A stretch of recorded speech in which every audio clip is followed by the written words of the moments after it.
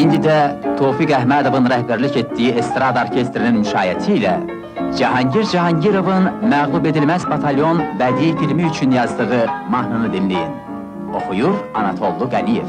Yeləsər dağlar, dağda dumanı, yeləsər dağlar, dağda dumanı, anamın gözləri yoldadır bircə gümanı, bircə mənə qalmış gümanı, gedim görüm əziz anamı, ağarlı dağlar bulut kəsaranı qoy, arabanı kəndə çatır.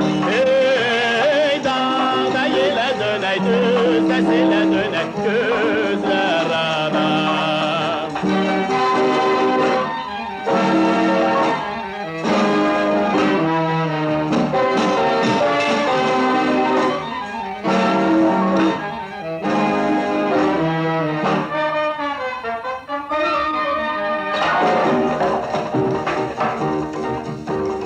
Dereler, dağlar açtım yine ben. Dereler, dağlar açtım yine ben.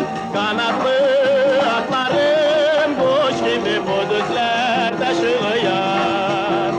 Mehribanım bozat şehrim, çok uzak değil benim seferim. Göhlen atlarım bulut kesaranı koy, arabanı kəndə çatsın. Hey, dağda yelə dönək, düz səs ilə dönək, gözlər anam. Ağarlı